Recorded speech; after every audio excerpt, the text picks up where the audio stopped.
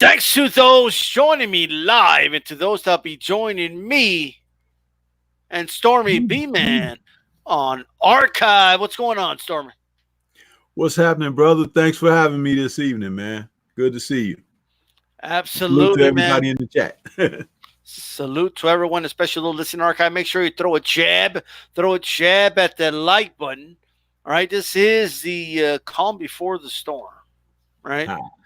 Okay, so make sure you guys throw a jab at that like button. Make sure you catch Stormy B-Man here on YouTube. All right. Tell everybody where they can find you, bro, as far as your shows and all that. Tell everybody what your show is all about here on YouTube. Okay, well, my show, I'm right here on the YouTube channel under Stormy B-Man. And I have a show that I do that's Friday Night Chop Session. That's every Friday night at 8 p.m. Central. And that show is basically a weekly recap on the events in and around the sport of boxing, covering the news, the personalities, the events, and a little bit of what's happening in and outside of the sport, in the ring, out the ring. And that show runs every Friday. I also have a show that I do called In the Eye of the Storm, which is a show that's done twice a month. And it's basically a community show where I interview various content creators and channel operators and profile them on what they're doing and how they present their particular angle and point of view in covering the sport of boxing. Also that show, like I said, is twice a month. Sometimes we'll overlap and do maybe one extra one, but I basically spread it out because I give people a chance to prepare for the show and come on and talk about them and what's going on with their channel and everything. Basically, we like to present that guest as if the listening audience is unfamiliar with them or meeting them for the first time. Absolutely, man. I like this show concept, and I'll be on there this Saturday. And I believe you'll be finishing up with the scrapbook, right? Yeah. Sounds good. All right. You guys can catch yeah, scrapbook. Absolutely, man. Great stuff there. And you guys, again, make sure you catch me on Stormy B-Man's Bro. Okay, coming soon. The Eye of the Storm. All right. With that said, what's up to NBT Boxing? He says, but D-Style. You don't understand. I do understand. Okay, he says, what's up to Stormy again? And the Nopal in the house. What's going on? Tony Boschel in the house. All right. Stormy B-Man, Beterbiev versus Gvozdyk. Okay. Or Beterbiev, however you guys want to pronounce it. Take your pick. Okay. Boy, usually we have one name to murder, but we got two together. Yeah, we got two names. Two guys, right? Bro, if these Eastern Europeans keep winning, we're going to become fluent in these languages at some point, okay? Absolutely. You know, but I hear people butcher Spanish last names all the time, so I ain't apologetic, all right? Even American last names, you know, but with that said, man, Gvozdyk against Beterbiev. How did you see that fight, man? Man, you know, it was a very entertaining fight. I'll stop short of saying it was a good fight because there is a difference. You can still be entertained, but it doesn't necessarily make it good. And I feel like what did not allow it to be as good as we would like to say when we say a fight being good is the fact that no one between the two champions took their fight game to another level. These guys basically fought where they are. And this is one of the reasons why I like to say these certain opponents, they need to face one another even before going to challenge for a title. Because this is what separates a complete fighter from someone who still has a bit more shoring up to do, you know, polishing up their tool set, their skill set, so to speak. And we saw that in this fight where we thought that Gvozdyk was a more complete fighter. And it turns out that he really was not. The pressure got to him, and the punching power and the strength deficit that he fought from, that got to him. And then he had mental breakdown also, all a part of the process. And when a fighter goes through that, he hasn't faced enough of each bit of something that could fortify himself to be able to better contend with it when he faces it down the line. This is a problem that I'm hoping that we don't run into with Shakur Stevenson. Right. And needs 6 to 8 more fights. And some people might say, oh, that's a lot of fights, Stormy. But given the right opponents, facing the right styles, given the correct fronts in front of him, will give him certain type of experience that when you become a champion, you can't learn on the job. You're either going to win or lose. It's just that simple. But with these two gentlemen, Gvozdyk looked more like he was uncomfortable. Beterbiev, he looked like a guy who was single-minded.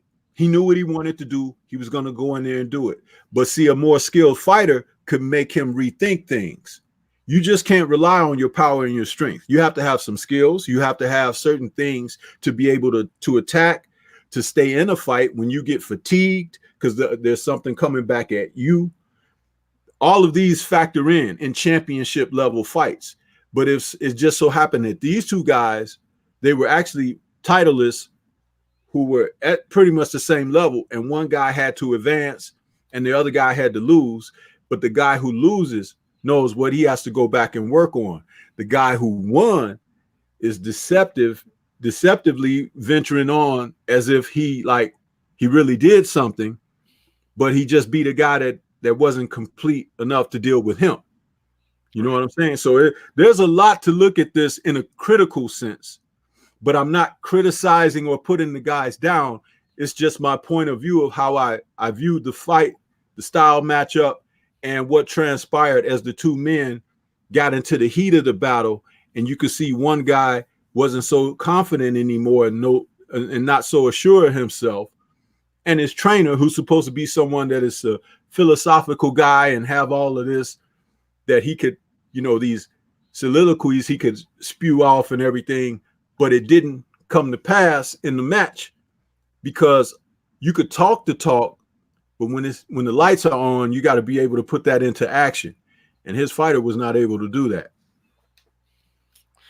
Well, there's a lot to talk about in terms of the actual fight, but first, I do need you guys to throw a jab at that like button. Let's get to 15 likes ASAP. The jab to the like button sets everything up, okay? When you utilize the jab, it's the most important punch in boxing. Okay, and jabbing the like button is the most important thing on YouTube. It sets up the cross to the subscribe button. It sets up the uppercut, okay, to that notification button. All right, that way guys are notified every time DStyleBoxing comes on live. Okay, with that said, I also want to notify really quick for everyone with a wrench. All right. I did put out the rules on my community page, okay, as to when to use the wrench, all right? Luckily, I have not really had an issue with anybody abusing the wrench, by the way, but I'm just throwing that out there right now, okay? I don't want this to become a censoring factory, all right? If somebody comes in and disagrees, it's fine, but we also don't want, excessive trolling. Okay, we don't want any of that, but you guys can check that out, by the way. All right. With that said, first of all, Beterbiev, okay, or Beterbiev. All right, sorry. When it comes to Beterbiev, I was impressed with how strong he is and the power that he did possess. Okay, that was something else, man.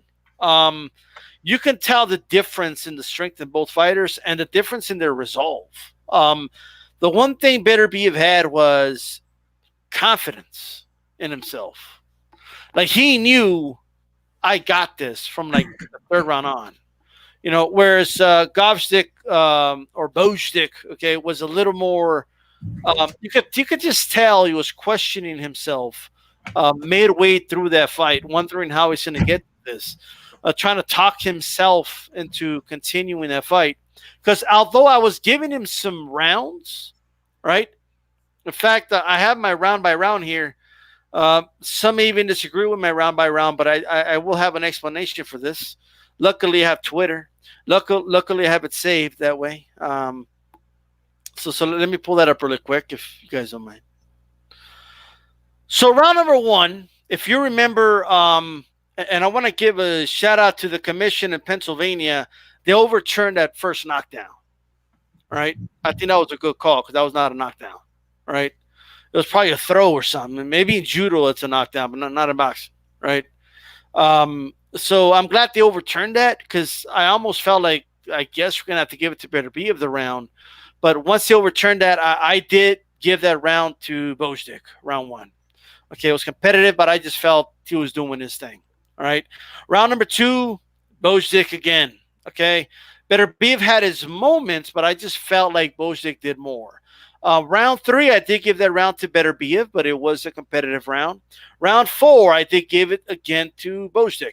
That was probably his last best round of the fight, though. Round five, I give it to Beterbiev. Beterbiev, he basically dominated round five. Okay. Round six was almost like a last stand from Gvozdyk. It was a close round.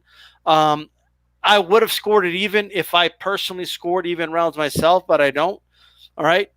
Round seven, I gave that round to Beterbiev. It was competitive, but I gave it to Beterbiev. Okay. Round number eight, I gave that round to Gvozdyk. Another close one. Very close. It says here in my notes. But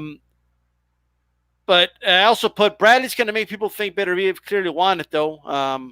But because of the things Bradley was saying. Round nine, Beterbiev. Okay, I gave that round to him. Round 10, no need to even score it. It was a round where round 9, by the way, was a dominating round, and round 10 was more of the same.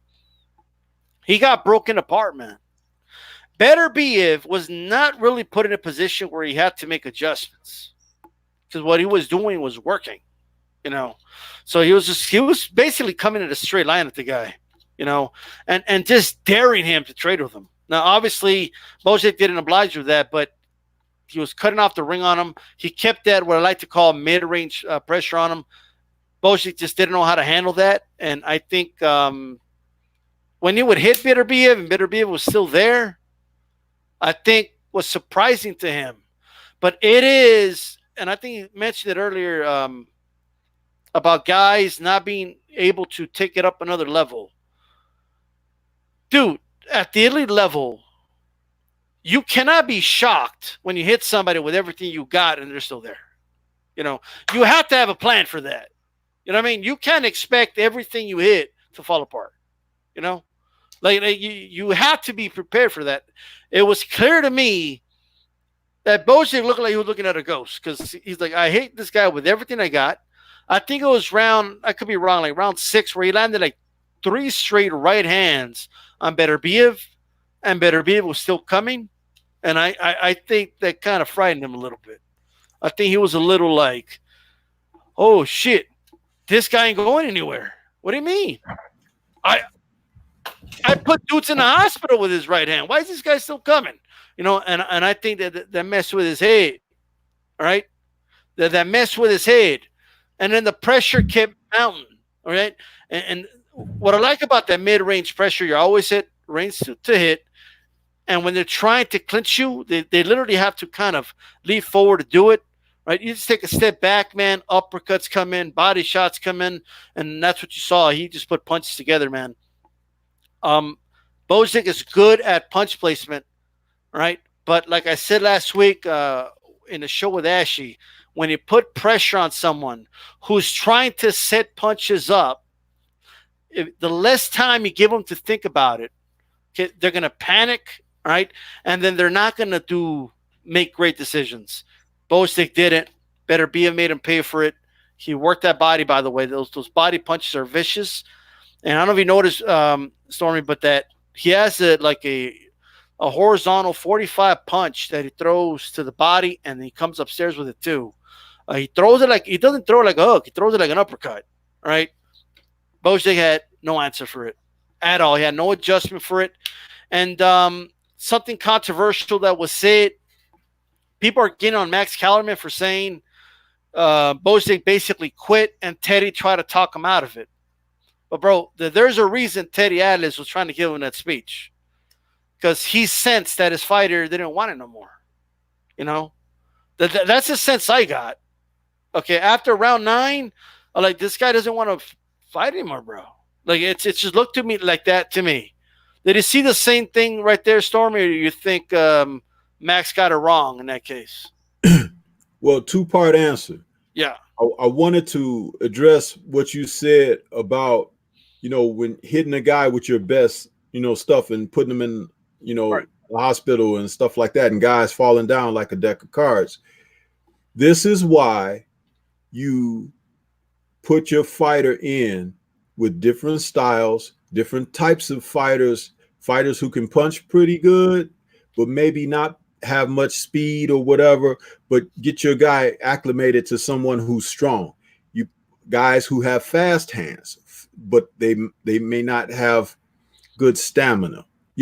There's a mixed match of ways of matching your fighter up so you could get the maximum experience out of the fights.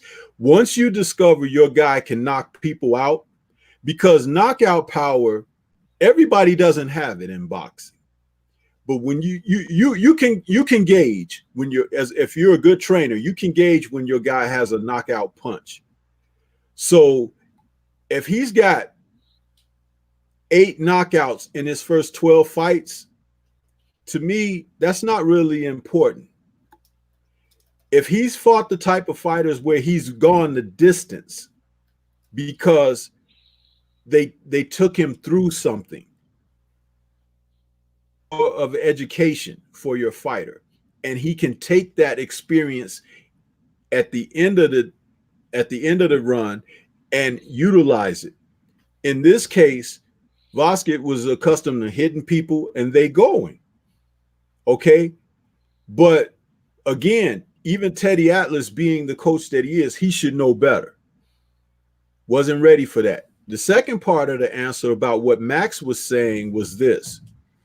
I think sometimes these announcers and people like Max, they get a little bit full of themselves. And there is a little personal thing between he and Teddy Atlas.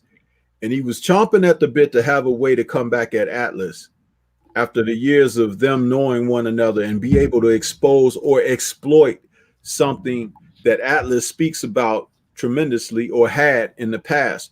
And that's about a fighter's acumen, his mindset and his approach to feeling pressure and things like that. Max took that as an opportunity to turn that around on Atlas. But I'll tell you something that I find more concerning. It wasn't so much that Gvozdyk probably, and he did say something to Teddy in between one of the rounds, like he didn't want to go on or whatever. That he and Teddy had that type of communication. It just happened. It may have been the first time in a live fight where the lights were on and the cameras were on him in the corner and caught him. Those are the kind of things that if you're a really good coach, you can catch that in the gym. You really can. But in this situation, Teddy could have saved his fighter.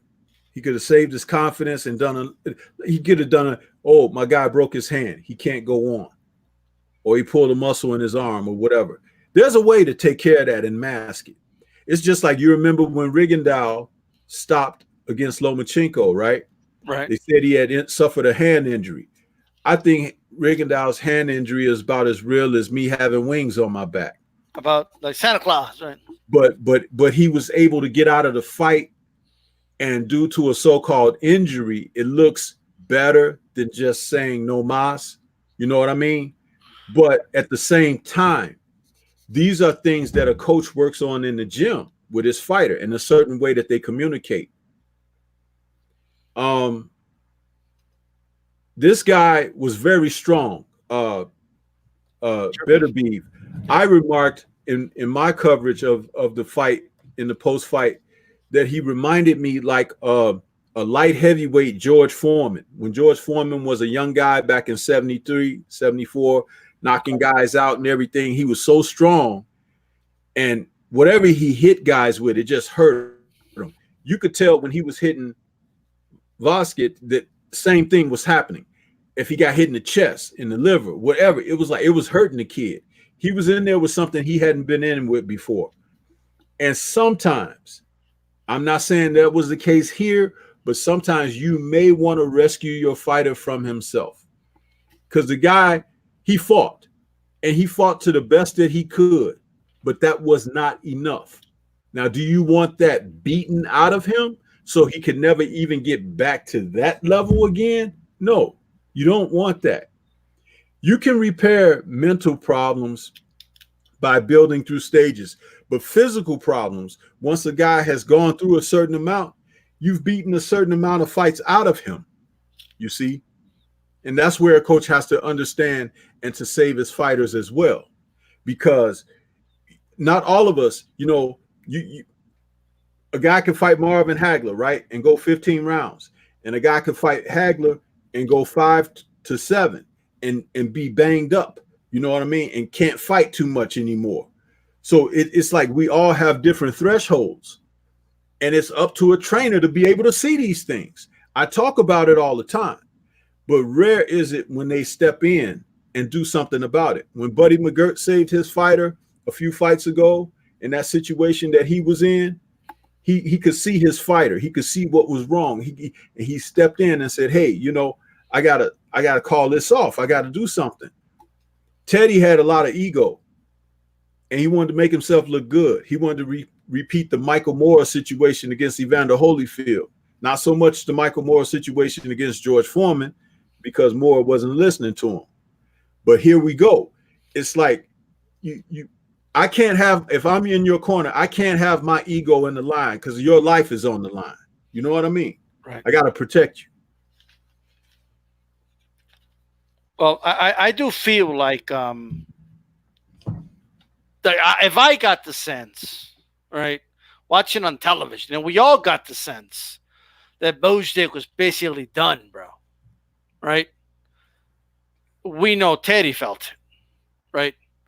But I felt like, maybe Teddy Atlas was thinking more about himself and him wanting to win on ESPN. You know what I mean? Like, Yeah. Look, man, if he comes back and wins, they're going to talk about me talking him out of it. That I give him that inspirational speech. That's how it came out to me. But you know what, dude? This ain't a movie. This ain't like, oh, you give a dude an inspirational speech, and all of a sudden he didn't feel all those body punches that Beterbiev hit him with. Right? All of a sudden he ain't affected. No, he's been affected. The speech should have been after the first round, bro, or before the fight. All right? Not during the fight. But I don't know one camera as was said by who said it? The guy from Showtime? Al Bernstein. He's never met Teddy never met a camera he doesn't like. Right? So he's right. Yeah. But I will say though that here's what I want to talk about first. Where does Gvozdyk go from here, man? You think he should fire Atlas, find somebody else? What do you think he should do? Well, that depends on if he wants to fight. If he wants to fight on, make paydays, he can stay with Atlas. If he wants to go out and try to become a world champion again, he may need a fresh start. The reason I say that is because the way the fight ended and what you just said about Atlas and his ego, Yep. That's always going to be in the way. You need to get a trainer and a coach that could teach you up, coach you up, and bring you along. When Lennox Lewis was knocked out by Oliver McCall, not only did he go and get the trainer who trained Oliver McCall for that fight, which was Emmanuel Stewart, and Emmanuel Stewart wasn't Oliver McCall's trainer for a long period of time. He just trained him for a fight or two. But Lennox was smart enough to go and get that guy and say, hey, how did he beat me? You know, can you teach me how to avoid being beaten like that again in the future? And what Emmanuel Stewart did was tell him, as long as you listen to what I'm telling you, you're going to be successful. And he broke Lennox down and rebuilt him as a different type fighter. The way Lennox fought under Emmanuel's coaching and tutelage was far different from what he had learned all through the amateurs when he turned pro, and he had his Englishmen working in his corner at first. Then he hired Pepe Carrera and those guys. Emmanuel taught him how to take care of himself first, how to be safe in there. Fight tall, don't put your chin in the way, keep your defense tight, make sure that they can't get past the kiss, which is the jab. As a big man with a long reach and a strong right hand, Lennox could fight all night long as he fought the way Emmanuel told him to fight. But if he did any of that other stuff that he had learned along the way, he would always give the other guy an opportunity, you see? And that's good coaching. That's what Gvozdyk can do. He can look for someone who can take care of him in that regard. This is why, and I'm not getting off track, but I just wanted to solidify my point. This is why the fight that people are anticipating between Canelo and Kovalev is so important. Because if Kovalev listens to Buddy McGirt, Canelo is in a world of trouble. But if he doesn't, Canelo has all the opportunity in the world. So you have to understand what that second means, that chief second means. So if Gvozdyk wants to continue his career and wants to become champion again, yes, he may need to go in a different direction. Well, look, I know a lot of people have taken the opportunity to kind of, like Max Kellerman, right, to throw shots at Atlas, but I just don't know if he's the right guy for Gvozdyk. I don't think Gvozdyk reacted well at all to Teddy Atlas' instructions.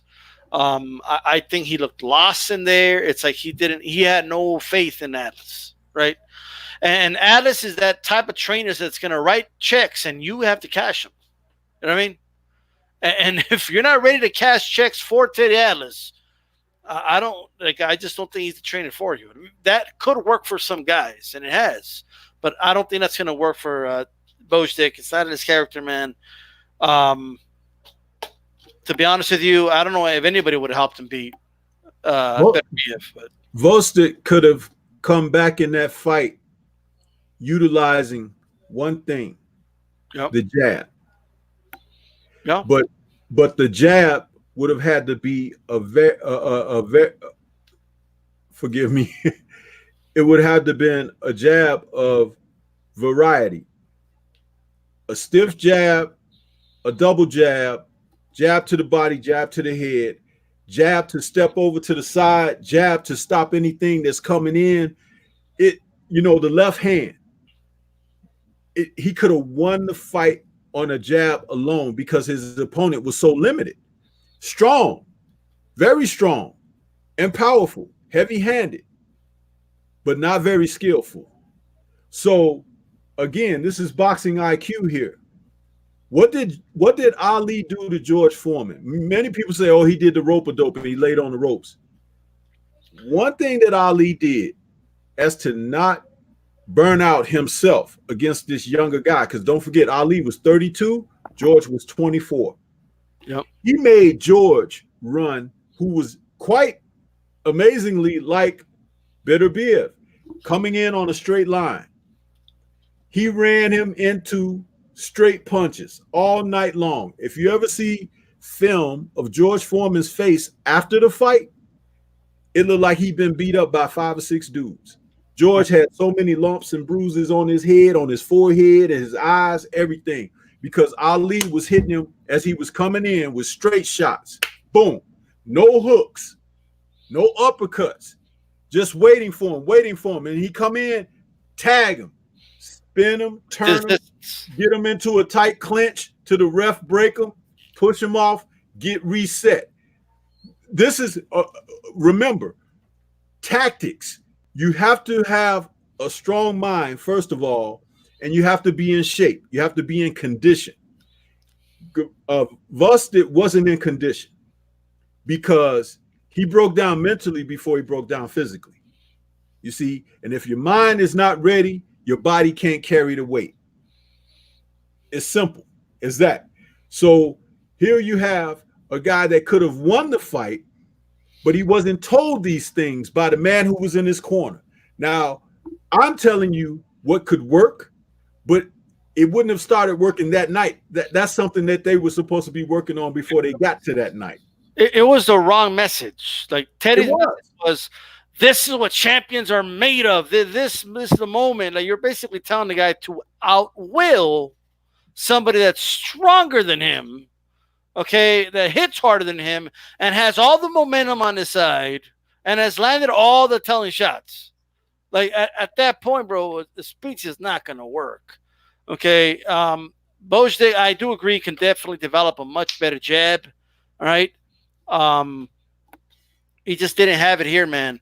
The one thing I will say, Beterbiev offensively is a hell of a fighter. Okay.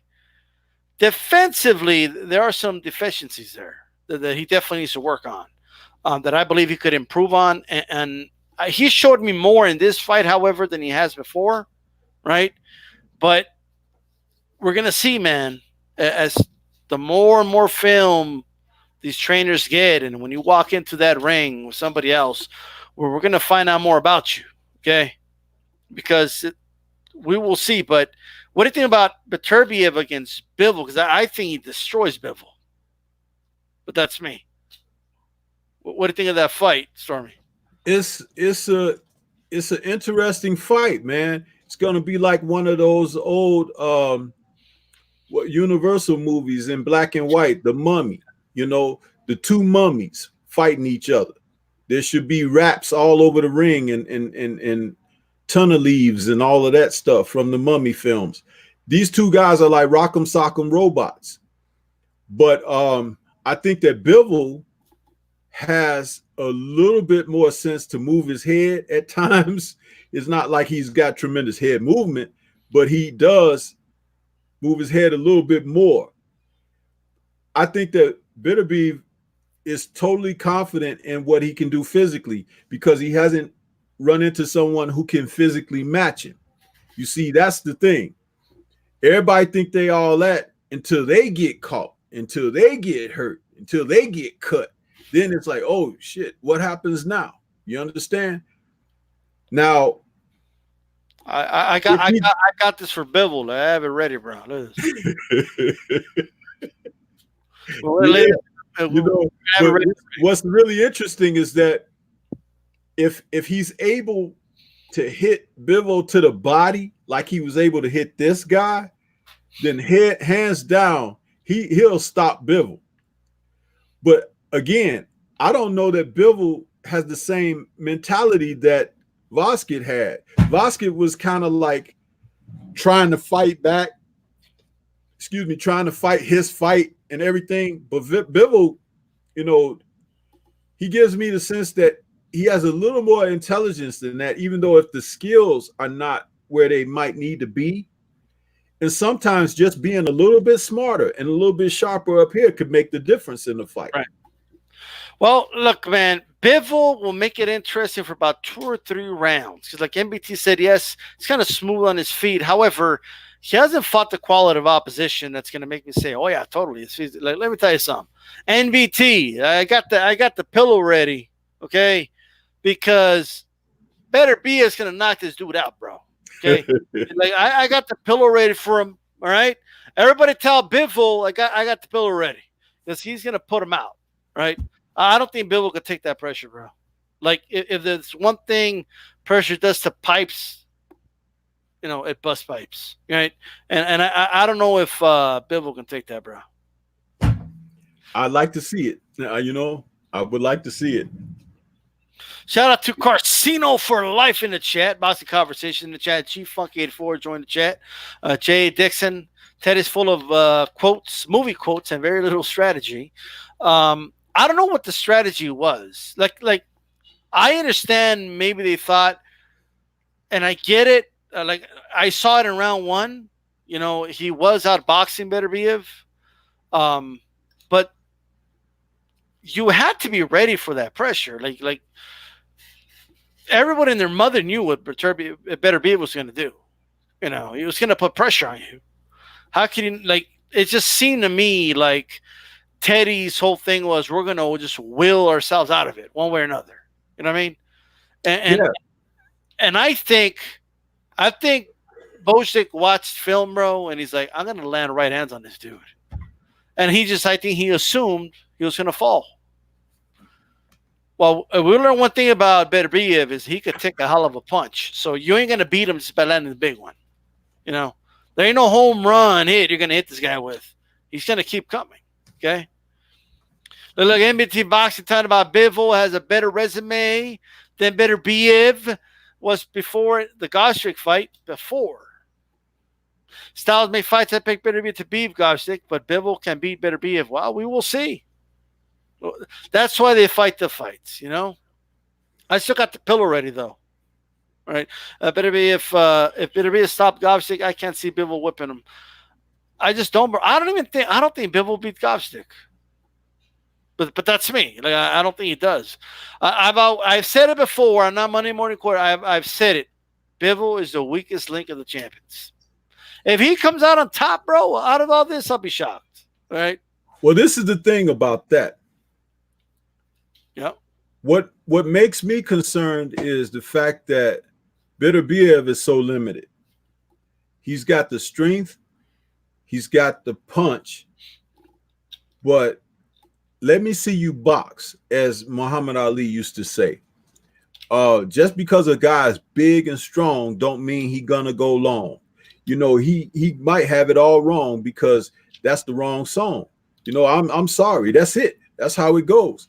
When you see a guy who is skilled, who can get in there, mix it up, ain't afraid, okay, he's going to fight smart.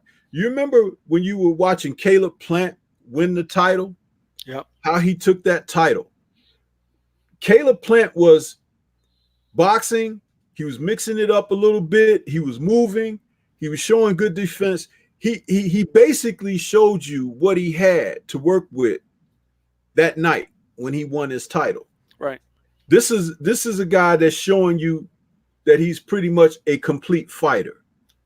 Well, you have to say Gvozdyk was not a complete fighter by no means, but also his opponent is not a complete fighter by any means, but he's a very strong guy.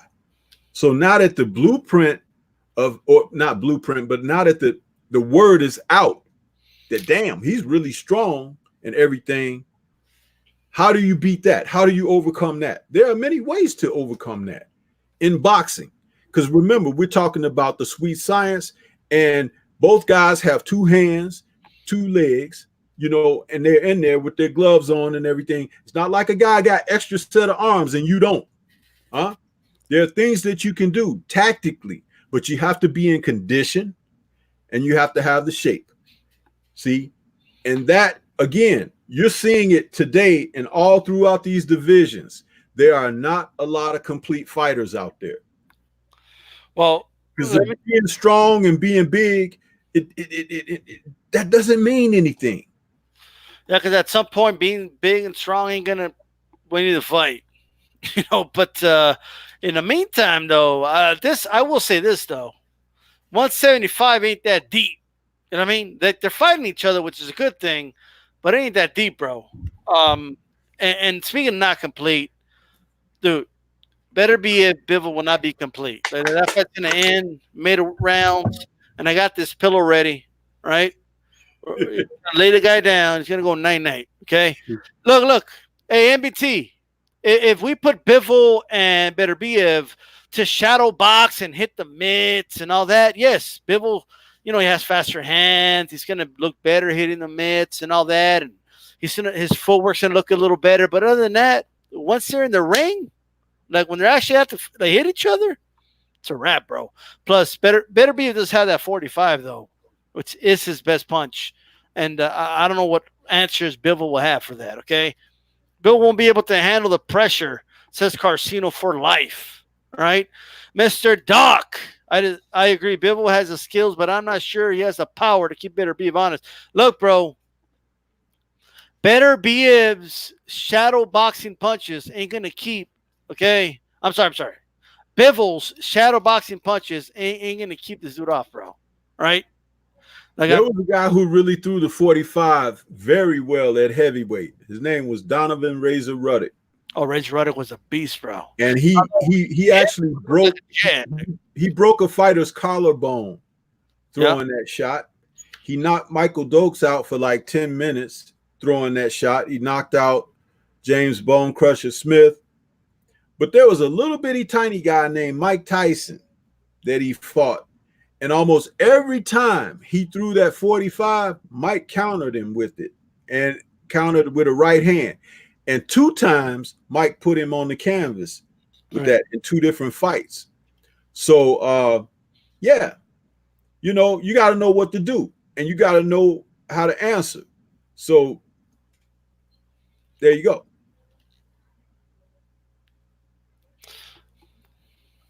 All right, I hear you, MBT Box. But by the way, make sure you guys follow MBT Boxing, bro. This dude, bro, disappeared from YouTube. I'm like, where the hell did this dude go? And he took over Twitter Boxing. Okay, so make sure you guys subscribe to him on Twitter and his channel. He'll put I'm sure, MBT video someday. But MBT Boxing, he's saying you guys. I'm giving points on all the fighters. Yeah, DStyle thinks that Beterbiev gonna smoke him. But I haven't said who really gonna win. I'm saying what is required for it to be a good fight. So, keep it into consideration that Stormy B-Man gives you a full breakdown, and D-Style's telling you who's gonna lay down. So there you go. I got the napkins. I got the blanket somewhere. Okay, all right. Well, we'll get in the blanket. We'll get in the pillow, and we will see. All right, because I'm telling you guys, Beterbiev. I'm not impressed with Bivol, bro. A lot of dudes are impressed with Bivol. I've been saying, dude, look, Canelo beats Bivol, in my opinion. All right. But you know what? That also speaks to now we know how limited Adonis Stevenson really was. There you go. In fairness, he said, "Not you." He said, okay. "Yeah, I see." All right. It's all good, bro. It's all good. Look, let me tell you something. All right. We will see. By the way, next week, hopefully, we can get MBT Boxing on here, bro. So we could talk about that Canelo Kovalev fight. All right. We got that about that fight. With that said, I know who won't fight Beterbiev, though. Even though he's limited and all that. But stylistically, I don't know if Canelo could handle that. Man, Canelo, if he happens to beat Kovalev, he is going to find a reason. Oh, this is not really my real weight. I'd beat him anyway. Where you going, Canelo? Be out of there, man. What are you doing over there? You're going to fight who? Listen, I tell you, it's a universal monster mash up there, light heavyweight at the top. So he better go in there and take care of business with Kovalev and sneak out the back door. I'm telling you. Yeah. I don't think it's just, and it's not worth it because if that fight doesn't go your way as Canelo, it's not going to end well for you. You know what I mean? It's not like you're just going to lose. Okay, I move on. Beterbiev this guy's a bulldozer. You couldn't, if you box right, you can beat the bulldozer, but if you don't beat the bulldozer, you're in big trouble. So, and we know there's only one thing a bulldozer does. Right. You may call it predictable, whatever it is, but if you don't beat it, it's gonna break you apart. So that's what I'll say about that, man. What about You think Kovalev fights Beterbiev if he beats Canelo? I think it's possible. I think that fight is a good fight because Kovalev can box. Yeah. See, that's the difference. He's got the jab. Yeah, Kovalev can box, man. That's why I said if he listens to James Buddy McGirt in this fight, Canelo is in trouble. Because, he had a habit of not listening to his other trainers before now. He kind of just went and did his own thing. They said when he trained pretty much himself. He wasn't doing all he should be doing. And that happened after he got the success of being a champion and everything. But on his way up to a title, he looked like a beast. He looked like these other guys that we're just talking about.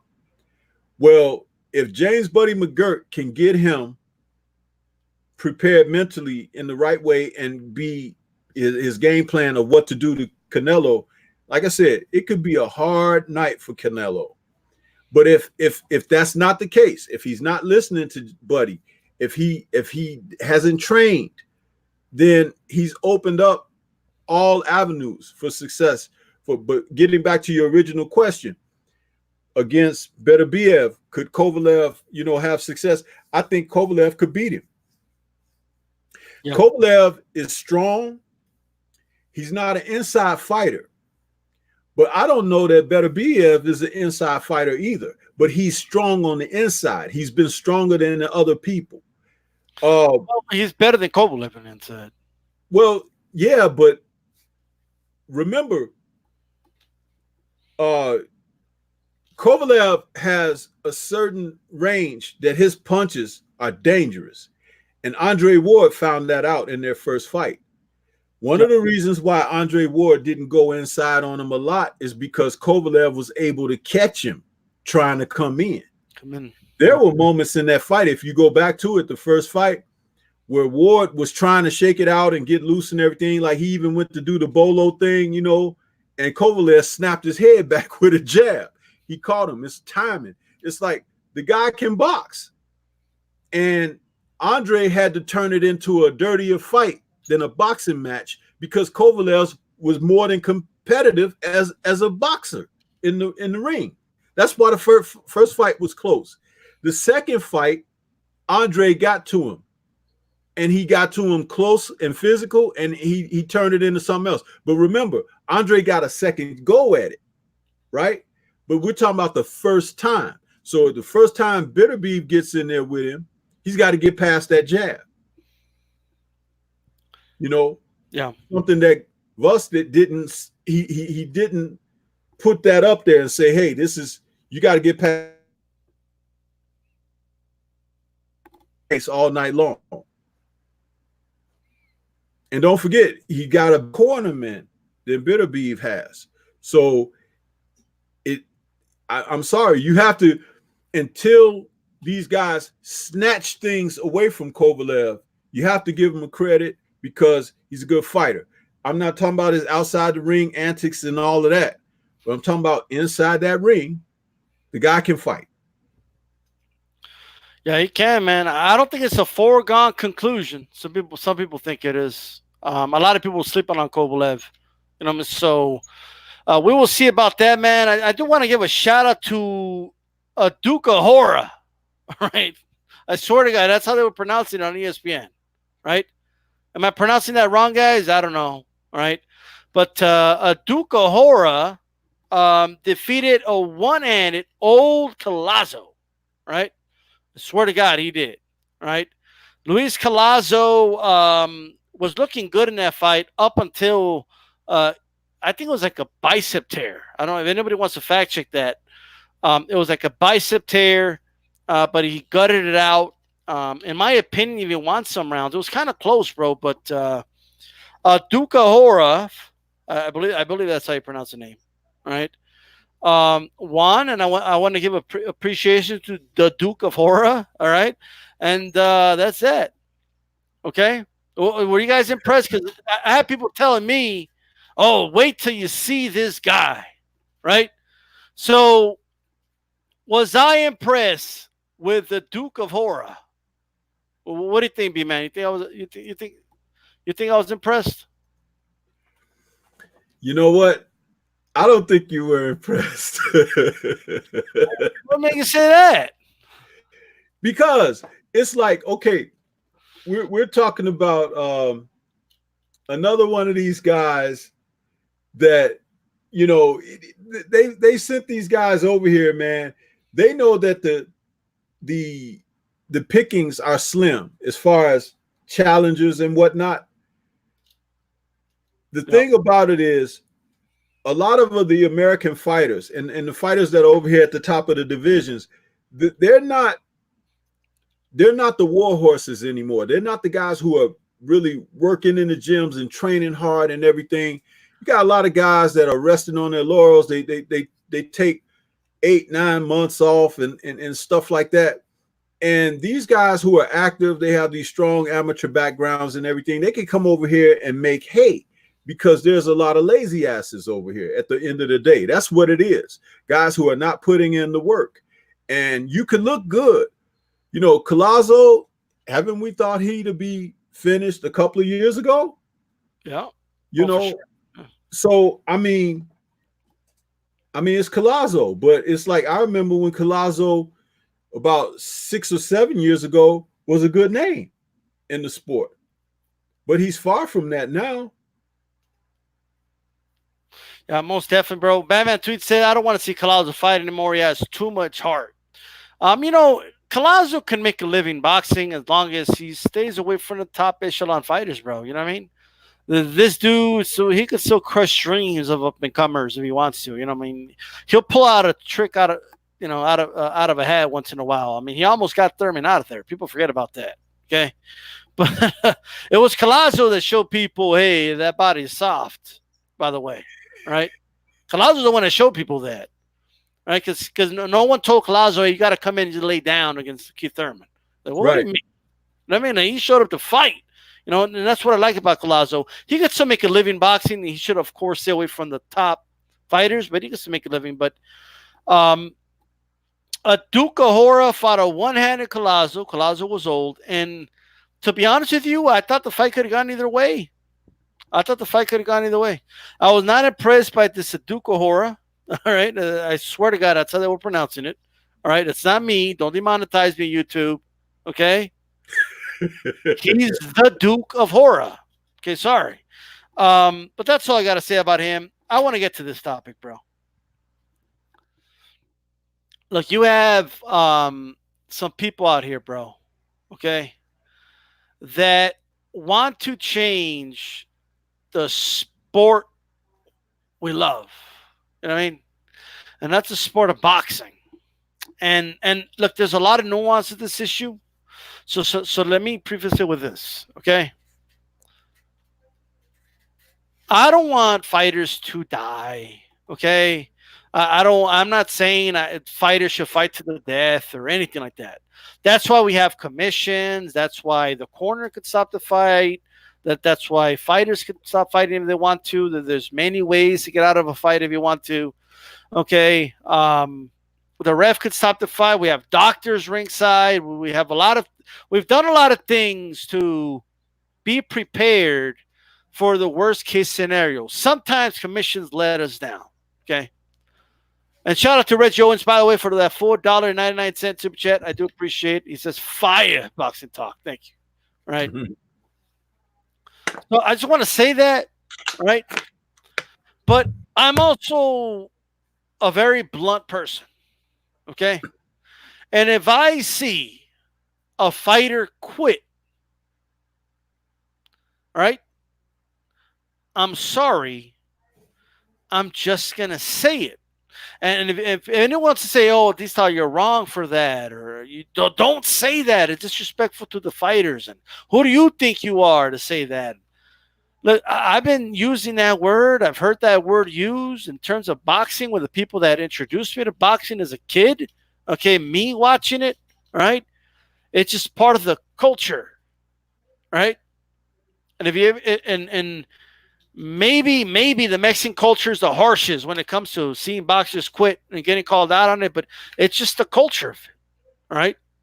A fighter quitting is just a no-no. A fighter taking voluntary knees is a no-no, right? I mean, it's just not. That's a form. It's a form of submission. That's a form of quitting, right? Now, I'll go you one better. D style. What we're seeing today, again, and it goes back to what you hear me speak about all the time. A lot of these fighters are not complete. Even back in, if you go back 20 years ago, guys that were in the top 10 that were not the champions, ranked 1 through 10, and the champ above number 1. Those guys were pretty much complete fighters. You know why? Because they had a couple of losses on their records from fighting one another. You know, a couple of guys in the division, you know, in the top 10 have faced another guy. They may have changed places in their rankings. Excuse me. And they learned things on the job. But this is one of the things that's very important too, getting back to the chief seconds and the corners. Right. When a chief second or the corner throws that towel in, he saves the fighter from himself. He takes all of the onus off of the fighter onto himself. Now the fighter has been vindicated, because the fighter could say, I would have gone on, but my trainer stopped the fight. He was looking out for my best interest. Is it wrong of me to say that's what I want out of the premier top echelon fighters? No, it's that is not wrong for you to say, but that was always a rule put in place, that if you threw in the towel, that's resignation. Okay, your fighter may have still been engaged, but the towel comes in from his corner. It looks better. It does. It looks better. But like, here's what I'm trying to get at. There are people that are saying that we need to change this mentality. Like the mentality I've had since I've watched boxing my whole life. They're telling me that I'm wrong. Okay. And a lot of people that watch boxing and say, we need to change the narrative. Stop using the word quit. Word it another way. Say, oh, the fighter couldn't continue anymore, so they stopped it. You know, or like the word quit has become such a bad. It's like the worst thing you could say about a fighter. You know what I mean? But when a fighter stops himself in the midst of action by taking a knee or turning his back or whatever he does, that is a resignation. That is a quit. So there is no other way to sugarcoat it. However, as I just said, in order to take that off of the fighter, the corner has to be more proactive. Yes. And the corner may save a guy from an extended trip in a tragic sense to the hospital. Right. Look, man, I don't want firemen that are scared of the fire. Okay. No, you don't. I don't want. Well, you know, in football now, you can't hit the quarterback and all of that stuff. This is what they're trying to turn boxing into. These are gladiators. They're going to fight. It's going to be blood. It's going to be broken bones. Huh? And we love it. Look, and somebody after broken bones going to say, I surrender. I don't want no more. It's part of it. Shit. But here's the thing, dude. And this is going to sound, maybe to a lot of new boxing fans, maybe this is surprising. Okay. I see a lot of of the old media that's saying we need to stop calling fighters out for quitting. We can't say that about fighters. Stop saying that about these fighters. All these fighters, they're warriors. And which, by the way, I agree that they're warriors. Okay. First of all, calling out Durant for quitting didn't ruin his legacy. He's still a legend. A lot of people still call him the best lightweight of all time. It's not like it ruined the guy's career. But and he came back and had some great fights after that. But he quit that night against Lennon. Yeah. You know what I mean? Like it's just, you could word it however you want, right? It's like if your girlfriend cheats on you and she says, oh, don't say the word cheat. Okay, say that I moved on. Like you know, no, I'm gonna call it for what it is. And here's the thing, and this may sound however you guys want to say it. Okay, I'm just gonna say it to you guys. Fighters should not even be thinking about quitting. Okay, that's the job of the people overseeing the event. It's a job of the ref to stop the fight when they see someone has had enough. It's a job of their corner to do that. Okay, that's their job. If we have a sport where quitting is all of a sudden acceptable, and I don't mean acceptable because, of course, a fighter could quit when he feels he had enough. Okay? Let me tell you something. I'm the biggest Eric Morales fan you'll ever find. He quit in the last Pacquiao fight. He had enough. And he even admitted to it. Okay? He even said, hey, I had to acknowledge I had enough. Okay? He quit. All right? You could word it however you want. You could put roses and petals on it, all you want. Okay? You could put all the lipstick on it you want. It's still quitting. Right? I want to say that in my sport, these guys don't quit. I want to say that in my sport, right, that the reason boxers are the best athletes on the planet is not just because of their athletic ability, it's because of what they put themselves through in that ring. The mental toughness of the fighter, that they don't quit, that give meaning to the term save the fighter from himself. All right, that give meaning to, these guys got no quit in them. Because if you all of a sudden make it acceptable for guys to just say, all right, I had enough, okay, and every other fight dudes are quitting, you're producing inferior fighters, okay? You will have inferior fighters in the sport. So, and a lot of people are just hypocritical, right? Boxing is our guilty pleasure. We love to see dudes get knocked the fuck out, okay? We love to see the violence. Stop acting like you don't. And unless you want to turn it into fencing with gloves, the sport is what it is. It's the most brutal fucking combat sport on the planet for a reason. And it's not like I'm over here advocating for fighters' deaths and shit, but that's the reality. That's the sport we're watching, right? It's a brutal sport, and I want fighters to have a simple mentality. Win. I'm going to do what I got to do to win. That's what I want, okay? And when the fighters had enough, the trainers could stop it, and that's that. That's what I want, right? And if a fighter gets broken down and he can't continue, then, oh, well, the dude will fight another day, okay? But we as boxing fans should call it for what it is, quitting, okay? If a dude quits, he quits, all right? But I'm telling you, bro, this sport is the law of the jungle in that ring, all right, up until they stop it, right? It's legal violence in that ring. It's a science of violence, right? And for anyone to say otherwise is out of your mind. You're watching the wrong sport, right, for that. Because and a guy who's in there has a right to say, I don't want no more. Yeah. And we have a right to say, hey, he didn't want any more. He quit. Yeah. We can't sugarcoat that. We can't change the terminology or whatever. It is what it is. They took the needle off the record, huh? They pulled the closed, we're sorry, we're closed sign on the door. That's it. All right. It's simple as that, bro. Right. But what I'm saying, man, I don't want the firemen to be scared of the fire. Right.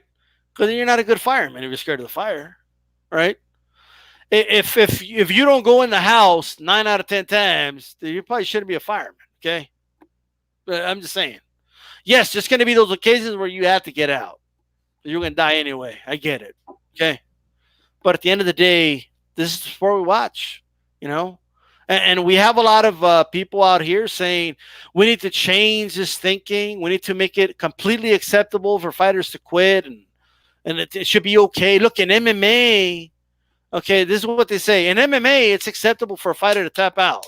In boxing, we shame fighters for quitting. Now, let me tell you something, okay? Are some fighters shamed for quitting? Yeah, okay. It's the nature of the sport. Like, these fighters know what they get into when they get into it. Okay, no one's forcing these guys to box, by the way.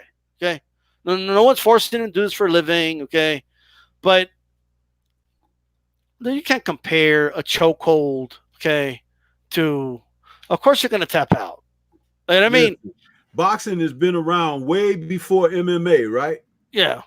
Matter of fact, some of those MMA people don't really want to get in the ring. They'll simulate boxing training in the gym, but try to get them over there in the boxing ring and see what happens. They'll quit.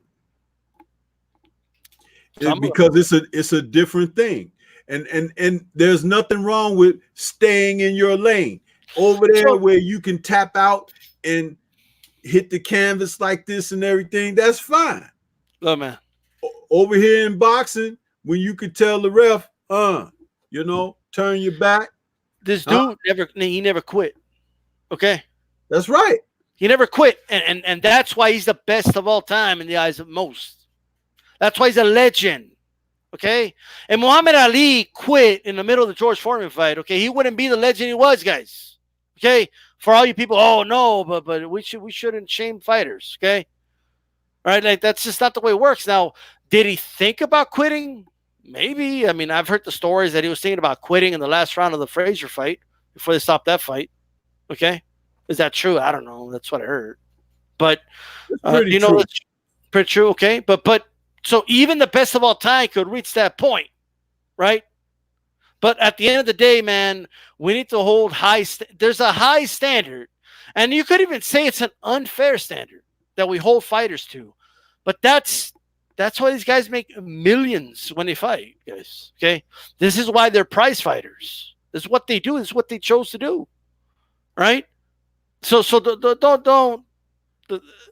They're not in this chat, but people out there like, oh, if you're a real boxing fan, you'll never criticize somebody for quitting. And like, dude, if I feel a fighter flat out quit, like Victor Ortiz quit several times, I'm gonna call a dude a quitter, bro. And it's the way it is. That's it. All right. You know? Like it's, you know, when I work construction and there was dudes that were all for the job until they saw the height and they said, yeah, I quit. Why? I don't want to fall down. Well, they were scared of heights. They were scared of falling down. They quit. You got to say, oh, DStyle, but you got to be understanding. He wants to go back to his family. What if he would have fell to his death and died? Well, I mean, that's fine, but he quit. He quit the job. It wasn't for him. You know what I mean? So in this sport, prize fighters are just a different breed, guys. These guys, they're special. Like a lot of these legends are special, you know, almost godlike figures, okay, in terms of the way we see them, okay, right? Like the way the Greeks saw, they talked about Hercules, and they never actually saw Hercules. We saw Ali, okay. Achilles, ain't nobody see that dude, okay? All those were stories. But we saw Sugar Ray Robinson, okay? We saw Chavez, and we saw all these guys, okay? Like these are our warriors that we watch for entertainment. They know what it is, right? They know what it is. Before fight night, they're talking about breaking the other guy's will, and he ain't gonna break my will. I'm gonna break his will, and all that. That's how they talk. That's their mentality. So that's how it's a brutal sport, right? And ain't nobody gonna change me, okay, from ever calling a guy out for quitting. Okay, that's just me. Batman tweet says Frazier wanted to quit, not Ali. I mean, I wasn't there, I wasn't there, in the corner, but. Didn't Ali say something about that? I could be wrong. But listen, on both sides, there was trouble because Frazier, which a lot of people didn't know this, going back to the late 60s, the mid to late 60s, he was blind, legally blind in one eye. And his good eye was the eye that was swollen shut against Ali in the Thriller in Manila. That was the eye of the storm. So Eddie Futch told Joe, I'm gonna have to stop it. You can't see you can't see the punches coming, man. He can kill you out there. And Joe was like, no, I'm all right. Give me one more round. And Joe stood, he went to stand up, and Eddie pushed his shoulder down like this, and Joe sat back down on his stool. Now, in Ali's corner, when the bell rang for the end of the 14th, as he went back to his corner, he told Angelo Dundee and Bodini Brown and those guys, take these gloves off. That man is crazy. I ain't going back out there. And they were like, calm down, Ali, calm down. He's like, no. He's like, I ain't going back out there. He's like, I'm done. I'm finished. And over there, they didn't know across the ring that Eddie was stopping the fight. So when the ref had come over, Eddie called the ref over and told the ref, and they say, Ali, you won. And he looked up and he's like, what? He raised his hand up like, but in the post-fight interview, you know, they had a habit of crowding Ali and wanting to pick him up and everything. He sat on the floor and he was like, this man is the greatest fighter in the world next to me. He said, if there was ever a holy war, I'm gonna have to retire or something. He said, because this is becoming too much for me. I might catch a heart attack or something. Those was Ali words after the fight with Frazier. And the thing about it was they had no knowledge that both guys were pretty much finished. George E. Benton, who was a second member of Joe Frazier's team that night, said that they had any inkling that Ali felt the way he did when he went back to his corner, they would have had Joe stand up and start shadow boxing in the corner and everything, like he raring to go for the 15th. And Ali wouldn't have came out himself. Right. But they had no idea. It's just how fate played its hand. That's how fate played its hand, yeah. This was discussed in a roundtable discussion on NBC, The Greatest Fights Ever, with Burt Sugar and Georgie Benton and Angelo Dundee. A lot of these guys, they came together. I think that show was back in 1980 something. Right. It was on NBC. You should be able to find it out here on YouTube or whatever. And it's on VHS now too. But they all discussed this. And it was amazing that no one knew what the other corner was thinking. In a way, right? Greatest fights ever. Well, it's crazy how that was such a close. You know what I mean? Like if you know, Futch made the right decision, technically. You know what I mean? But if he would have made the wrong decision, he would have won. You know, yeah. It's weird how it works out. It's amazing, but see, that's the whole thing about the drama of boxing. You have to let it go to its completion. Yeah. But the way that you can help a situation is if someone's being damaged as a cornerman, you can be merciful. Right. The referee can get vilified for being too merciful because, you know, he has that authority to stop things, but you respect the cornerman who comes out. Like Angelo Dundee against Larry Holmes, he stopped the fight. Ali was just taking a battering, and Ali wasn't going to quit. He wasn't in that ring because that's how much punishment he was taking. And going into that 10th round, he said, I stopped the fight. I'm the chief second. I stopped the fight. He told the referee, and Larry Holmes won. But Ali was not going to say, I stopped, I quit, or nothing. He was going to go out there and literally give it all. But by the way, it was literally, it took Ali 3 fights with Frazier in the before the final round to finally say, this dude's crazy. Yeah, isn't that something? Because remember, when Joe Frazier fought him in the first fight, Ali beat Frazier so bad, man. Frazier spent 3 weeks in the hospital after the fight. But Frazier won the fight. But Ali hit that man. Listen, go back and watch the first fight between the two. That fight, Ali threw some of the hardest punches ever at a fighter because he wanted to knock Frazier out. That wasn't Ali's thing, knocking guys out like that. His knockouts came after accumulation and things like that. And Ali never threw body punches, never. So you have to understand, punching guys in the face precisely around the eyes, cutting them up, bruising them up, swelling their eyes shut. That's what he did. But with Frazier, he connected to Frazier so many times that Frazier basically had to go to the hospital after the fight. After 44 rounds, he said, "Damn, this is crazy." Yeah, because there was no stop. In other words, after all, remember, Ali knocked out George Foreman. Yep. Knocked him out. So he beat other guys, but Frazier, he couldn't break Frazier. He couldn't. And yeah, and that goes to the thing, right? All right. The reason I keep saying it took 3 fights, 44 rounds. I mean, just think about that. Okay. So yes, every fighter has a certain threshold that at some point it's like, absolutely, I'm good. You know what I mean? But in boxing, the standard is very high.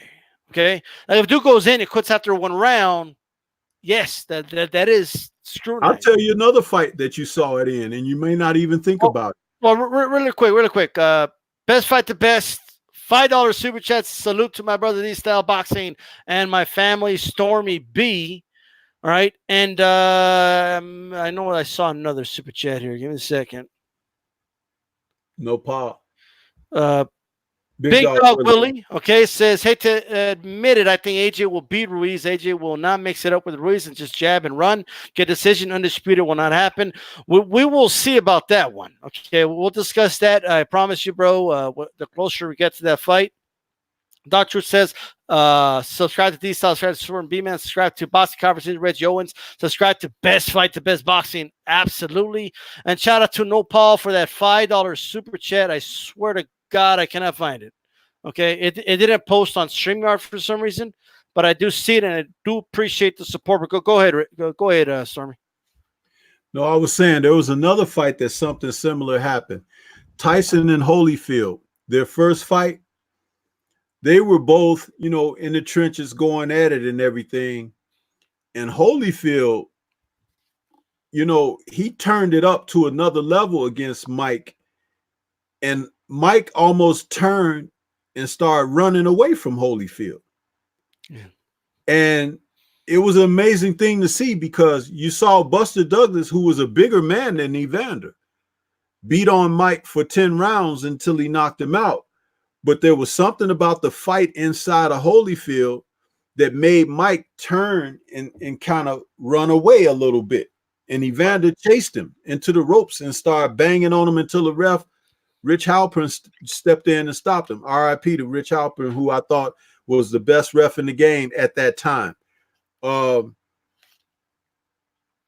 That's what gave me an understanding about the rematch. I said in the rematch, the fight's not going to go the distance. It's going to end even sooner because Mike was done by that 10th round against Holyfield.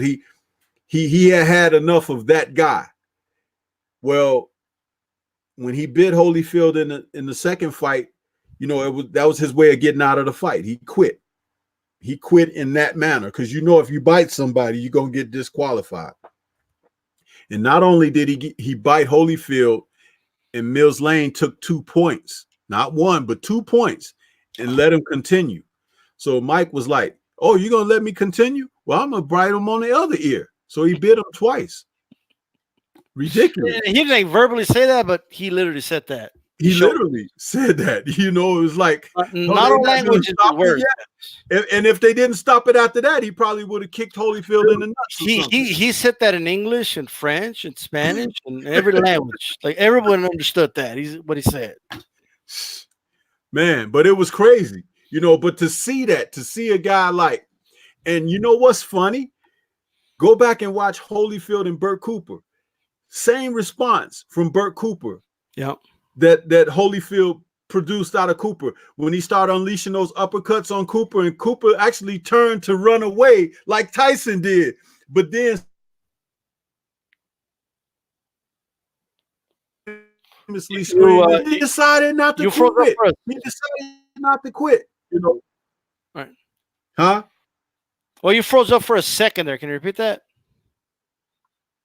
No, I was saying when Cooper was running away from Holyfield, he turned and started fighting again. And Jim Lampley famously yelled into the microphone, he decided not to quit. He decided not to quit. And you know, and they went back at it. And Holyfield ended up stopping Cooper after a barrage of uppercuts. But it was ironic that two men, same body dimensions, Tyson and Cooper, that Holyfield got almost the same result out of both men when he fought him, and he went to that next level. It was almost like Holyfield had multiple levels that he could fight at of his intensity, and they couldn't take it.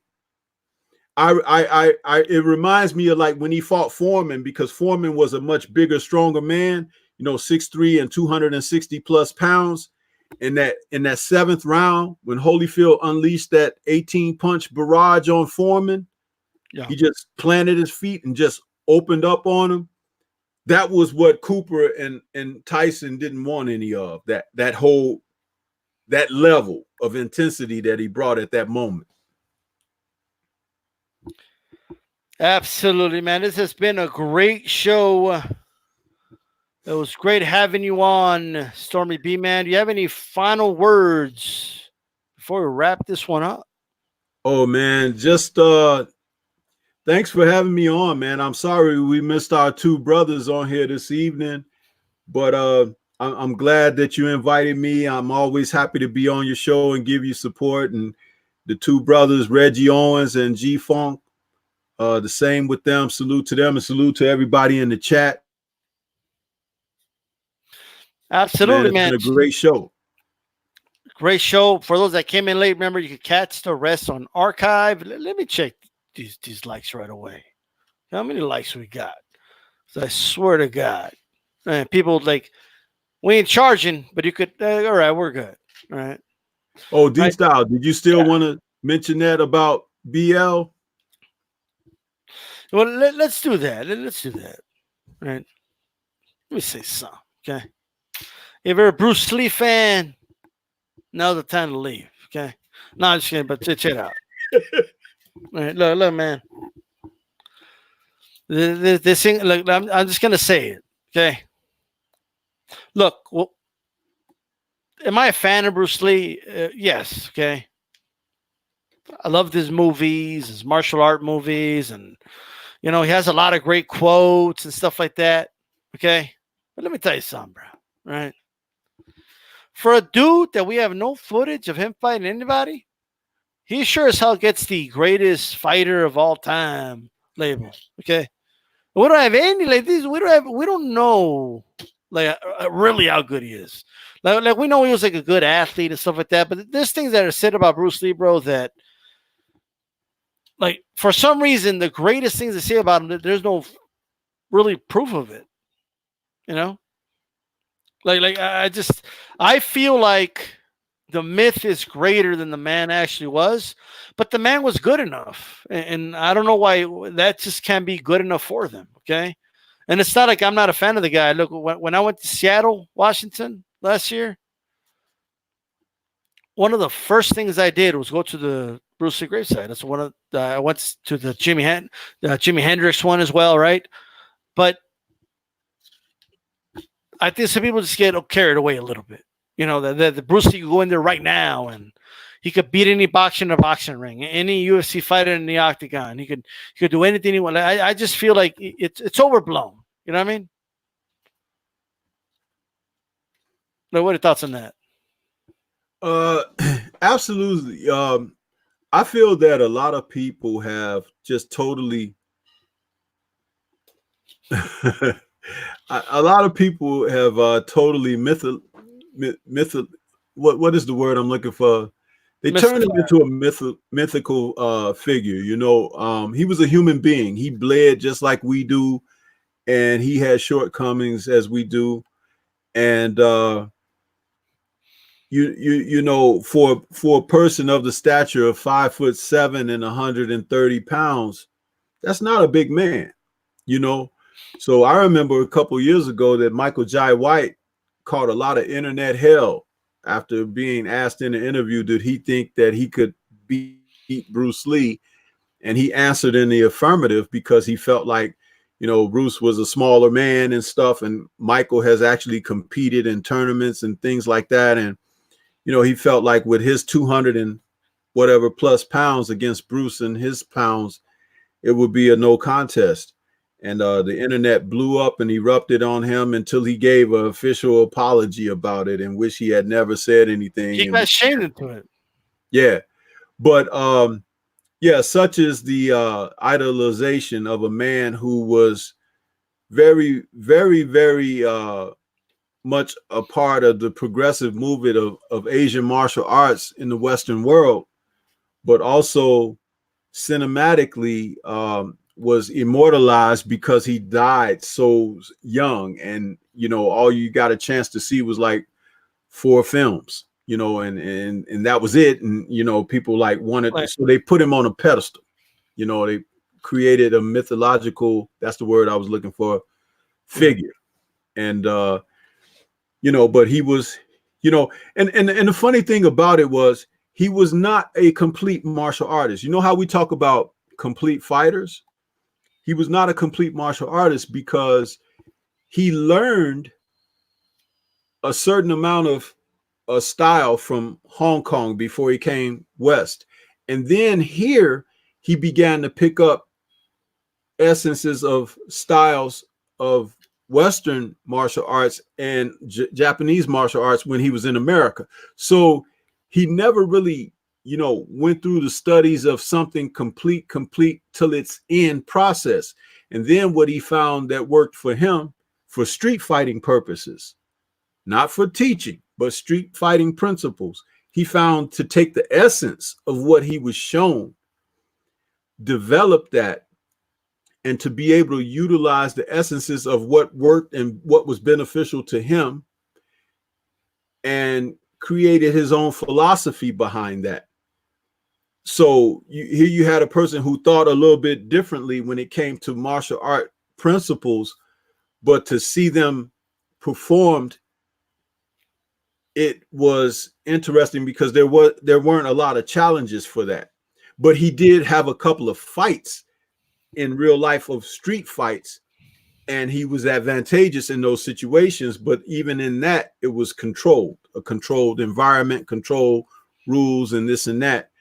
But at the end of the day, it was his athleticism that was far superior. He had like the fastest hands, and his foot speed almost matched his hand speed, but not quite. But his hand speed was ridiculous. They had to actually, for cinematic purposes, they had to slow the film reels down so his hand speed wouldn't look like people just falling with no motion, because he did not telegraph anything. He could move from point A to point B without you seeing a jerk, some kind of shoulder movement or anything. How he was able to do that, still people haven't figured that out. I mean, I've seen the movies, bro. I don't know. I'll say this. They did cut a lot of parts of, it was like any other movie, action, go, you know what I mean? I just think that Bruce Lee gets credit for doing things that he never like proved in real situations, It's all like in movies. Like it's all in like, oh, look how he countered this move, but it's all like in a controlled movie, where like he's gonna win the fight because he's the star of the show, and of course he's gonna counter that punch when I do. You know what I mean? Of course, you know what I mean? I think he gets a lot of credit for things that. Let me just say this right now, okay? I'm just gonna say it. I'm gonna say it. All right. Okay. Say it, man. Say it. There's no way Bruce Lee beats Chuck Norris in a real fight. There's no way. I don't believe he beats him. All right. Like, I just don't. All right. Like, I think, yes, he beat him in the movie, right? Which I like that movie, by the way. I forget, was it The Boss, or what's the name of that movie? Way of the Dragon is the film where he faced Chuck Norris. Like Way of the Dragon, great movie. I don't have a problem with him. It's a movie, okay. And I actually like them. I actually like the like they're like you could see the Colosseum in the background, and then people watching now they might not be impressed, but you got to keep in mind this was a movie like decades ago, right? Um, but anyway, look, man, there's always this whole like, oh, well, there was eyewitnesses, and it would bother me when I heard stories that that he beat up Chuck Norris, and there was eyewitnesses, and they're all like Bruce's students, like all the eyewitnesses. You know what I mean? Like Well, I just this is what I wanted to say about that, because that's yeah, interesting that some people think that he would, if you're talking about in a martial arts match, Chuck Norris would probably handle him very, very much according to what the rules are. right. However, if you were talking about a street fight, then you're talking about something different. But there's because no because Chuck proof that Norris would use in a street fight, not now because it's so many Chuck Norris years did later. judo, and the last time I checked, the judo dude like choked this dude out. Okay, from the stories. Yeah, Gene LaBelle, who was a Hollywood stuntman, who was on a lot of westerns and everything, and also on the set of The Green Hornet. He played a stuntman a lot, returning and recurring roles. Gene LaBelle was famously known to really aggravate Bruce Lee on the TV sets because he was a judo expert and a wrestler, and he was like a tough man and everything, everyday's man. He had red hair, he was a red hair guy, and he used to like to get Bruce Lee in these grappling holds and stuff like that, and he couldn't get out of them because Gene LaBelle at that time was like 210 pounds. He was a real strong guy, burly, and he would get Bruce in these holds, and Bruce would let me go, and he'd laugh, and because he was a little guy, lightweight, so Gene could pick him up with one hand, So they became friends, but not the best buddies, but they became friendly, but only because Bruce wanted to learn some of those techniques from him. Gene LaBelle taught him some of those grappling moves and those choke holds and stuff like that. And Bruce went on and applied that to his philosophies and fighting and stuff like that. But like I said, he was his mind was wired higher than his peers at the time. People have kind of caught up to that nowadays over the years, but for that time, because they didn't believe at that time in combining principles. They basically believed in studying a style from A to B and becoming a master in that, and then going to another style and learning that to fruition. But Bruce believed in taking the elements of style. But here's the thing, though. Basically, like free fighting, which what I'll call it, right? Which means where anything's allowed, right? Was already being done. Like Vale Tudo, first of all, was in Brazil in the early 1900s, right? That's number one. Number two, prize fighting, like boxing evolved from free fighting, right? Like they had to put in the London Prize rules and then the Marquis of Queensberry rules to eventually evolve into a fist-only type of combat. Okay, but kicking, wrestling, all those combined things, like a free fighting type of thing it was a thing in the past. Okay, even with the Greeks and stuff. My thing is, while I give Bruce Lee the well-deserved credit, right, for popularizing those Asian martial arts to the West. Okay, I would probably not even touch a karate school if it wasn't for Bruce Lee. Okay, right, but like he had a lot to do with that, and yes, he did, understand, okay, if I take this from kung fu, this from karate, this from wrestling, this from, yes, he did kind of figure that out. I just don't agree that he's the one that invented it or he's the grandfather of it or something like that, because there was guys applying that philosophy decades ago, years ago. You know what I mean? But that's just me. Now, I just think he gets a lot of credit for things that he never proved. Like it's a lot of assumption. Like Beterbiev Willis said, oh, he showed it in what did he say? Like in like what did he say? I'm trying to find what he said. Well, allow me to offer this on Sure. the different things that have come down the pipe through the history up until the point of Bruce Lee's time. Demonstration. That's the word. Demonstration. I apologize. Go ahead.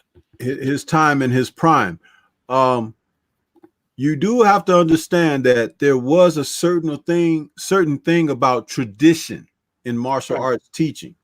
Tradition overruled almost everything, which is why combining styles was not something that was thought. It was thought that you would cheapen the art. Right. You were cheapening the arts, whatever the essence is. Now, his martial principles were something that was not taking place during his time. And his philosophies were about, and I stress this, taking the essences of what a particular martial art was or whatever, and applying it for your own personal needs or whatever. In other words, if you were a guy that had good feet, he would take that principle and essence of kicking styles or foot movement or whatever and combine that in a manner of which you would be most effective with that, or with your hands, or if you fought on the ground, like the Gracies were famous with their jujitsu and things like that, and the grappling, that he could take essences of that, which locks would work most beneficial for a man your size, his size, her size, that kind of thing. And all of that was how he applied it. But it didn't work as far as teaching it to other people, because if you didn't have certain gifts, then you couldn't excel at it. Right. That's why some people think, like, Jeet Kune Do is a style. It's not a style. It's a martial principle. Okay. And if you understand that, you can flow through with that easier. But it's like people have taken that and turned it. That's why you got, even in the school of Jeet Kune Do, you got people like fighting, battling over those principles and everything. Shout out to Daryl Zapata with a $5 super chat saying dropping knowledge. Here's what I'll say. Okay. I think in essence, all right, like I get what you're saying, but as far as a philosopher and all that, look, quotes, I got it, okay? But what gets to me, Stormy, is when people say things like, man, Bruce Lee, bro, if he wanted to, he would beat up Mike Tyson in a boxing fight because that hand speed was unreal. And he knew how to punch guys in the right spots and he would take them out. And no, I'm not exaggerating when I say that. Like, people have said that, right? Yeah, I know. Yeah. So that, like, people got to like bring it down a little bit, okay? Because a couple of things. When Bruce Lee was around, okay, especially right after his death, right? If you had a martial arts school, it benefited you to promote Bruce Lee, okay? It benefited you to say, oh, I met Bruce Lee. Like, having a picture of yourself as a sensei or some shit with Bruce Lee next to you and having it in your martial arts school got you more students, okay? Because Bruce Lee was that popular, You know what I mean? And I think that's what fed into, that's what fed into the myth of Bruce Lee, right? That's what fed into the myth. And G Funk, you're telling me don't take it serious, but there's dudes that take it serious. Okay. When Jay White came out and said I would beat Bruce Lee in a fight, man, like it was like a sin to say that. Like, how dare you say that about Bruce Lee? Bruce Lee would have destroyed this guy in 4 seconds. And I was like, let me tell you something now. Okay. We don't know. Like, we really don't know how Bruce Lee would react to a punch in the face. We just don't know. I never saw it. Have you seen it? I haven't seen it, but I heard accounts of it. He didn't take punches very well. Okay. Well, you know what I mean? Like I'm just saying, like, things change when it's not a demonstration. Because you could work on a demonstration. You know what I mean? Like I knew dudes that when they would do katas, man, they looked phenomenal. Okay? Yeah. And then you put them in there against somebody else and they got kicked in the stomach or something. It was different. Okay? It was just different. Okay. Right? I was never the best at katas. I wasn't. I didn't give a shit about the kata. I got to be honest. Right? But at the end of the day, okay, I definitely get it. But let me tell you something. I still think Chuck Norris beats him in a fight. And that's not the popular thing to say, but. And you don't even offend me by saying it because, it would be, I'll tell you something, it'd be worth watching. But there are so many Bruce Lee worshipers, man. It's like he could do no wrong, Bruce How do you know? How do you know his defense was on point? How do people know that? Yeah, I mean, I never saw anything that he showed defense. Did he do the shoulder roll or what? I never saw him. There's only one way you show us that you got great defense. With another man in front of you throwing punches and kicks at you. That's the only way. Yeah. You can't show me that in a demonstration. You can't show me that in a movie. Okay, you can't show me that in any of that. You got it like in a real fight is when you learn, okay, how a dude takes that heat. Because it's different, guys. Okay, I'm sure there's you can say it like this. How would Bruce Lee fare against the 5 Venoms? Huh? Them guys. Look. You want to go mythological? 5 Venoms was a handful, Jack. The centipede and the toad and all of them guys. I'm sure you've been I'm positive you've been to a boxing gym, Stormy B, man. Okay. I'm sure you've seen dudes that look like $1 million, okay, when they're hitting the mitts. Okay. And as soon as somebody's throwing punches at them, they're a totally different dude. Right? Absolutely, man. Because I'll tell you something. There's something about being in the ring and facing off against another person where all of your inhibitions, your fears, your lack of having confidence in everything is exposed all at the same time. It comes and it becomes fear, and it becomes something that binds you almost to the point that it'll take and sap your energy. You're talking about getting in the ring and just going 3 minutes. Yeah. And the guy loses all of his energy. Well, here's what I'll say, man. Big Doe said it's all our opinion. Since we'll never see it, we can only have our opinion. Here's my thing. To me, dude, fighting is about what you could prove. You know what I mean? Like, I'm not going to sit here and have people question Sugar Robinson's resume at 147 because we never saw the fights, even though those had arenas in the press there. Okay. And we can see his middleweight fights. But Bruce Lee gets all this credit for fights literally that supposedly 2-3 people saw. You know what I mean? Like, and then, no, Paul, are you joking? How do you know he was a master distance? We don't know that. How do you know? There's only one way you can show us. He's got the tapes, D-Style. He's got the tapes, but he's not going to release them. Let me tell you, dude, one of these days, bro, tape's going to come out of like Bruce Lee beating up like a heavyweight boxer or some shit. Like, what the hell? But yeah, man, it's just an interesting conversation. I don't like touching on it because then people take it as I'm bashing Bruce Lee. I'm just saying we don't know. And all I'm saying is that I'm a huge fan of his movies, dude. You know what I mean? And the guy had a lot of inspirational quotes and all that. But let me tell you something. Okay. Just telling me, oh, he's like water is not, that's just a quote. Like I know what the quote means. You know what I mean? But don't just tell me he's like water. Like, that doesn't mean he would win every fight against every man in the history of fighting. I just don't believe that. But you know what? We're living in a time of fantastical stuff. There's people that sit up and play video games for 16 hours a day and then want to go outside and try to shoot guns at real people and stuff. They need to be locked up, man. Something wrong with them. Yeah. You know? These people need Bruce Lee philosophy in their life. I'll agree with that. You know what I mean? And another thing I'll agree with you, which cannot be denied, is that he was a physical specimen. Like he took good care of himself. He was really strong, especially for his size, which is important to say. Okay. And a lot of, even Chuck Norris himself said, pound for pound, Bruce Lee was a really strong guy. Right. Well, he was one of the most, before this, he lived back in the time before they coined this phrase with the acronym OCD.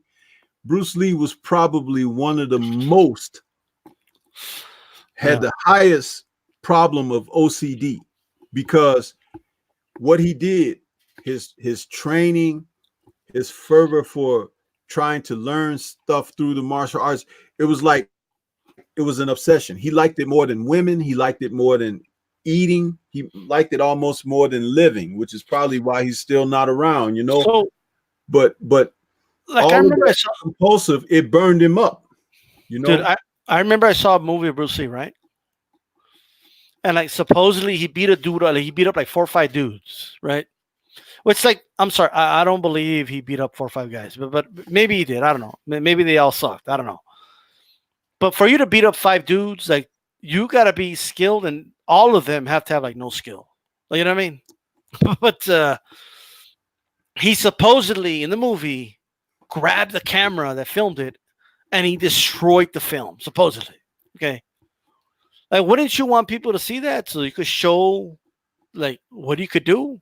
I mean, I'm just saying, right? Like, I don't believe he destroyed film after beating up 5 dudes, like I saw in that movie. Okay, but I do want to say this, Stormy, right? The people only allow this with Bruce Lee, like in any other sport, right? If you heard, like, even if like Larry Bird and Magic Johnson told you, man, there's this dude Michael Jordan. I mean, he never played in the NBA, right? But this dude Michael Jordan, nobody even saw him play like basketball in the streets. But this dude in the gym in private, I know he's the best ever. Like, would anybody really take that serious? And he had all his philosophy about basketball, but he never played in the NBA. Well, there was a person like that in real life, Earl the Goat Manigault. It played out of New York. Do people call him the GOAT? Yeah, they say that if you thought Michael Jordan was something, he was way better than Michael and Dr. J and all them guys. And is there any film about him? I don't know that there's film about him. I've never seen film on him. And matter of fact, Don Cheadle played him in the movie. So there you go. Okay. Yeah, nobody talks about this dude anymore, though. And we don't know how he would do. Only people from New York, really, they talk about him because he's a legend from there, Like, would he choke in 2 minutes left, in a game, NBA Finals, Game 7? Are we just going to assume that he would have, like, made the shot? I don't know. You know what I mean? Like it's just one of those things, you know what I mean? Like I'm all about proof. That's all. That's all. Bruce Lee would have jumped over everybody on the court and dunked the ball, for the game winner, and gave you one of those wata, at the. Right. Well, that's that, man. But anyways, man, it's been a great show. I'll probably get a lot of hate from. Hey, man, it's just a talk. It's just a talk. It's like, hey, we're not here to bash anybody or put anybody down. The wonderful thing is that we've had these people to talk about, because they accomplished some things in life that made them, worth talking about. Chuck Norris and all of them. Steven Seagal, I've seen his name out there in the chat, hey, you know. Well, that is that. Anyway, this is D-Style Boxing. And even though it wasn't all boxing, what do we say? Keep it boxing. Keep it boxing. Well, peace.